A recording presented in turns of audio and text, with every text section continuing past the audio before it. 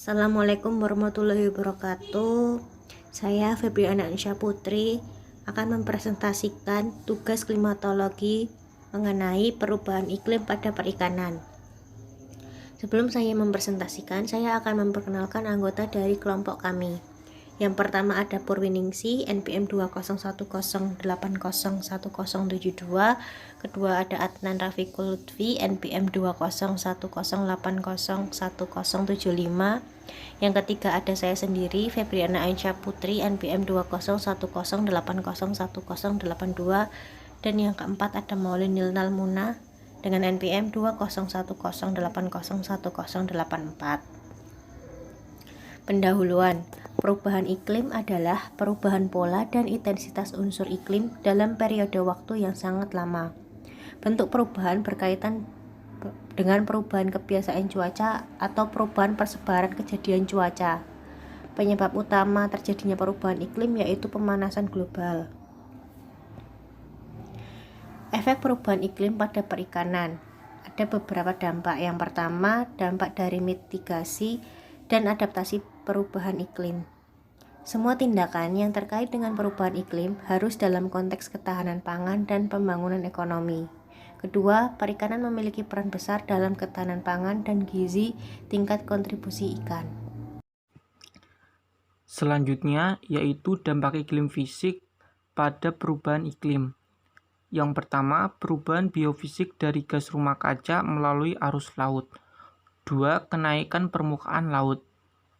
Nah, pada dampak iklim fisik kedua ini sangat mempengaruhi sistem produksi ekologi perikanan pada masyarakat. Ketiga, kenaikan curah hujan yang dipengaruhi oleh aliran sungai. 4. Dampaknya terdapat penyakit pemutihan karang. 5. Pengapuran karang yang menyebabkan kerugian dan kerusakan. Dan yang terakhir 6. Perubahan distribusi pada perikanan. Spesies penghasil protein terestrial utama dari berbagai perspektif ekologis ada 2, yaitu spesies pohon aprikot dan spesies salmon. Pada spesies pohon aprikot jauh lebih baik daripada sistem produksi hewan darat. Nah, sedangkan pada spesies salmon, spesies ini memiliki protein banyak dengan harga yang tinggi. Nah, di sini M. Mathiesen beserta timnya melakukan eksperimen dengan varietas baru, talas toleran garam, dan teknik manajemen tradisional sedang diuji untuk meningkatkan budidaya kerang dan kepiting di Peru. M. Mathiesen dan tim melakukan proyek adopsi perubahan iklim berbasis ekosistem dilakukan untuk mengatasi banjir, sementara bakau dan bukit pasir sedang direhabilitasi. Nah, dalam hal ini kami menggunakan spesies asli dan restorasi lahan basah dan spesies asing dihilangkan untuk mengurangi kerugian pasca panen karena perubahan iklim sangat mengurangi kuantitas dan kualitas ikan yang dipanen. Selanjutnya, ada pengelolaan perikanan dalam menghadapi perubahan iklim. Nah, perubahan iklim antropogenik atau yang sering kita sebut dengan pemanasan global ini sangat memberikan dampak yang besar bagi dunia perikanan. Nah, dampaknya itu terasa pada bidang distribusi, produktivitas, dan sumber daya laut. Perubahan biomasa ini akan mengakibatkan penurunan potensi tangkapan ikan secara maksimal di zona ekonomi eksklusif dunia.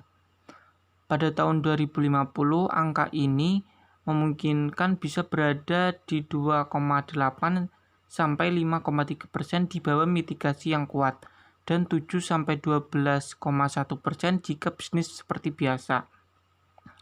Nah, perubahan potensi tangkapan ikan laut bervariasi menurut wilayahnya. Nah, penurunan terbesar dapat diperkirakan terjadi di daerah tropis dan peningkatan potensi tangkapan memungkinkan berada di wilayah dataran tinggi.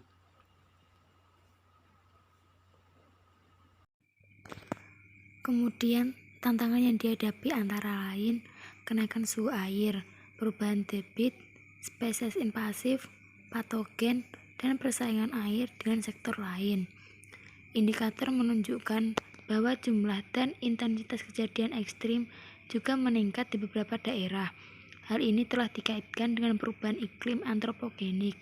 Pada akhirnya, dampak perubahan iklim pada sektor perikanan dan aquaculture akan ditentukan oleh kemampuan sektor tersebut untuk mengembangkan dan menerapkan strategi adaptasi. Kemudian, apakah perubahan iklim tidak akan mempengaruhi lautan? Suhu global merupakan suhu udara tempat tinggal kita yang diukur setiap hari oleh ribuan stasiun cuaca di seluruh dunia menggunakan termometer sekitar 2 meter atau lebih dari 6 kaki dari tanah. Pada bulan Desember tahun 2015, semua negara berkumpul untuk menuntaskan kesepakatan Paris, kemudian memutuskan untuk menahan kenaikan suhu rata-rata global jauh di bawah 2 derajat Celcius, di atas tingkat pra-industri. Selanjutnya, lautan dunia memanas pada tingkat yang jauh lebih daripada di permukaan dan di kedalaman lautan, dan badai yang lebih kuat, mengubah pola cuaca dan mempengaruhi ekosistem laut. Hal ini disebabkan karena karbon dioksida yang menumpuk di atmosfer yang disebabkan oleh industri minyak, batu bara, dan gas. Selanjutnya, tahun 2016 diperparah oleh El Nino yang kuat menghancurkan Great Barrier Reef. Panas ini merusak ekologi yang hidup di karang, sehingga mengakibatkan pemutihan karang.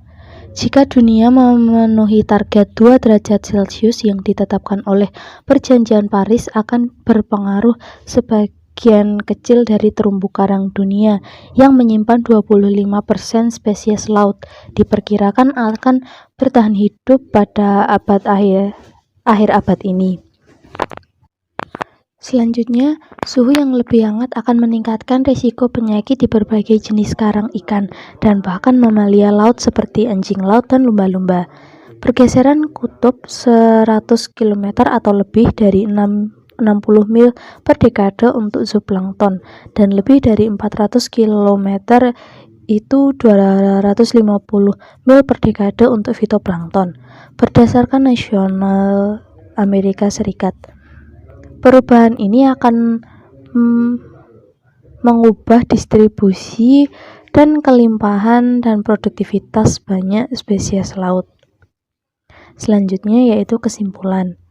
Perubahan iklim mempengaruhi lautan dunia dengan mengambil lebih dari 90% dari sistem iklim serta lautan, mengambil sekitar 1/4 dari semua karbon dari pembakaran bahan bakar fosil setiap tahun, di mana lautan telah menyerap 550 miliar ton karbon dioksida.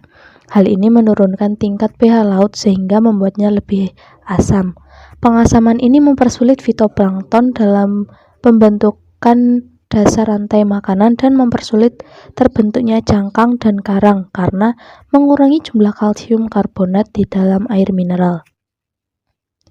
Pengasaman ini semua bergabung dengan suhu udara global sebagai indikator yang penting untuk melacak kesehatan planet dan dampak aktivitas manusia terhadap salah satu sumber daya terpenting. Berikut tadi presentasi dari kelompok kami. Mohon maaf jika ada kesalahan. Terima kasih. Wassalamualaikum warahmatullahi wabarakatuh.